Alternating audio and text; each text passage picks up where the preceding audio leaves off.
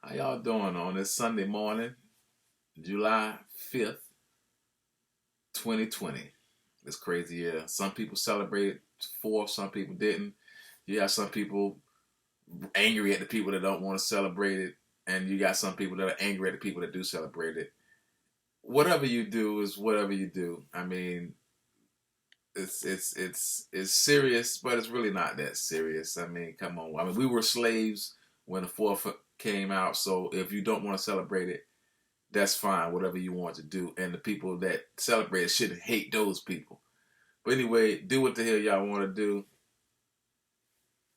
Happy July 5th, a Sunday morning where I'm alive. Anyway, it's a nice day, sunny outside, and I'm gonna celebrate Journey today. We talked about Journey the other day. They come from Santana. You know, Greg Raleigh and Neil Sean played in Santana. Greg Raleigh was an original member of Santana. Neil Sean joined on, for the Santana 3 album and joined at the end of the Abraxas tour, the end of the Abraxas era, and did Caravanserai and Santana 3, and they left Santana and formed Journey in 1973. First album they came out with, Journey, man, of a lifetime. You know, in my lonely feelings conversations, this is a great record. Topaz of a Lifetime is the song that started the album out, and this is a great record, a great album, a great song. And I grew up with this. I got into Journey in '81. I was a young kid living in the hood in Chicago, which is where I'm from. I was at Argyle Gardens in Chicago. That's where I was born, and that's where I was raised at. Oh, that's where I'm from. And I got, me and a bunch of my friends at the time listening, watching Bruce Lee and listening to Journey, Anyway, Journey, first album. No Steve Perry. That's a little later. Calm down, ladies. That's a little later. But anyway, this had Greg Raleigh on lead vocals. Rhythm guitarist George Tickner was on this album, who wrote some of the songs with the rest of the members on this album. And of course, Mr. Neil Sean, Greg Raleigh, what's his name? Ross Valerie on bass, and Ainsley Dunbar on drums. Ainsley Dunbar on drums, and who's known in rock circles. But anyway, second album, 1976, with the title track. With the title track is the best song on this album. Plus, anyway, Look into the Future, man. This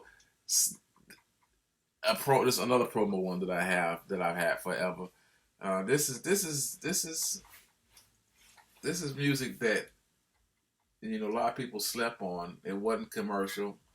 Journey was kind of like a Santana style band and progressive type band, and very melodic. And Greg Raleigh on vocals and keyboards is my man. But anyway, love this record. Next album, 1977's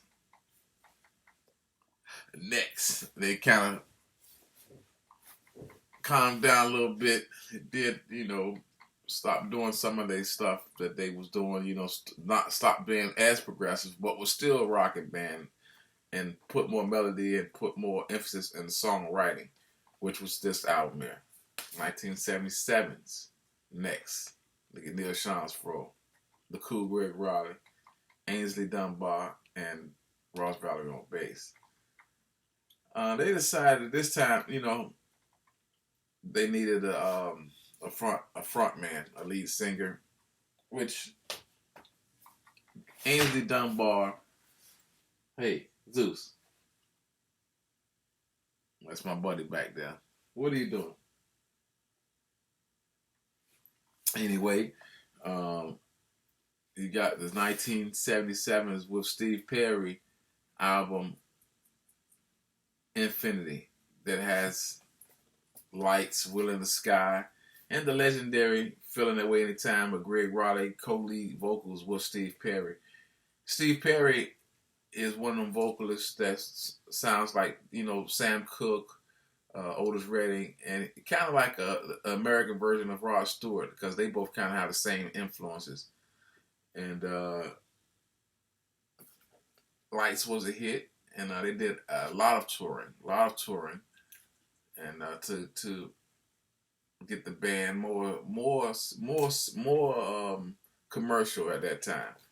The next album that came out in 1979, which is probably one of my favorite albums, period, but definitely my favorite Journey album, was Steve Perry,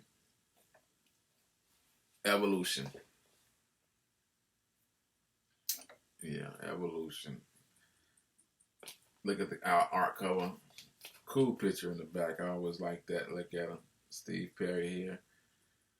And this is the first album that got Steve Smith as well playing drums.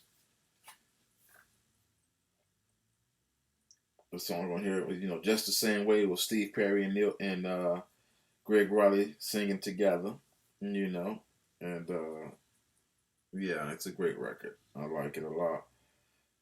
Daydream is a great song on here. Sweet and Simple, the last song on the side one, is an amazing record. Again, you just gotta take your time and listen to this album, listen to this type of stuff.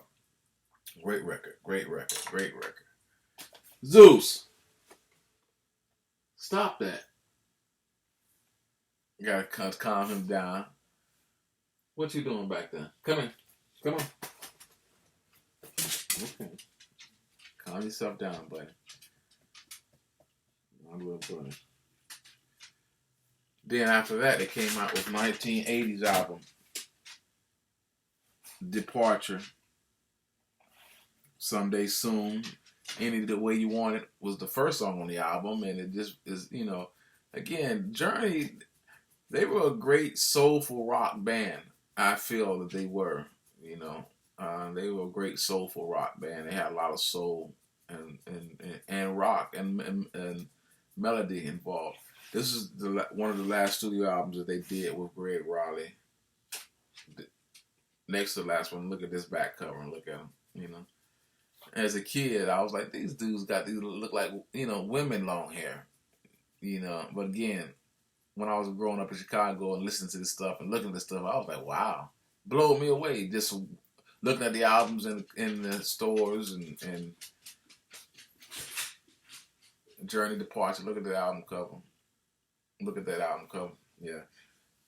Greg Raleigh decided to retire, leave Journey at that time, and he picked Jonathan Cain and the Babies. But before we get to that, he came out with another album, and a soundtrack album in Japan, Dream After Dream. The song on here, Little Girls, the last song on the record was amazing. Destiny, Sandcastles, yeah. I grew up with this album as well. Didn't know what it was, but I grew up with it as well. You know what I'm saying? Journey, Dream After Dream. The next album they came out with after that, I believe, was they came out with this one, In the Beginning, which is a compilation of the first three albums, which is, various songs. And I got this first before. This is when I first heard of A Lifetime and all that stuff like that, and Look Into the Future, and I was amazed by it. I was like, this is, man, I wish they would have stayed like this in some ways and was able to still play some of this stuff in concert, but they didn't. Anyhow, after that, they came out with the live album Captured, which is a double live album from the Frontiers tour. The Departure tour. Last album with Greg Raleigh that they released. It was to Greg Raleigh's goodbye tour, and they were really awesome on this tour. They had the three albums before that they had with Steve Perry, Infinity, Evolution, and Departure. The live stuff from that. Then you got Dixie Highway, and then this has one studio cut, The Party's Over, which is a great song as well, written by Steve Perry. Then the Dixie Highway live. And like I said, when I just discussed Jonathan Cain, they got Jonathan Cain. They changed their style a little bit and changed their dynamics in the band. Steve Perry wrote with Jonathan Cain, on this album, and Neil Sean on this album, and this started a whole new era for them. Their most successful album ever, Escape. Escape, of course, starts with "Don't Stop Believing," which everyone knows. I mean, as much as people love "Don't Stop Believing," in my opinion, they should know what look into the future and of a lifetime is about as well. But I get it. Everybody's different. My favorite song on here, is "Who's Crying Now." Um, and then the side two, you got of course "Still They Ride" on side one. And side two, you got "Lay It Down" and the song "Escape" and everything. John Kane writing with them, and it's a great record. It's definitely a great record. I kind of get tired of "Don't Stop Believing," but it's still a good song. But it's not one of my favorites. But anyhow, you know, they went back after that. They went on the studio and went back into the studio and came out with 1983's, which I bought in '83 as a teenager. No, my mom got it for me for Christmas. Yes, that's right. That's right. 1983's Frontiers, which is Separate Ways, Said That My Love. My favorite song on this record is Troubled Child and After the Fall. And of course, this contains the Jonathan Cain ballad, Faithfully. Loving the music, man, ain't always what it's supposed to be. And, no, it's not. Loving the music, man,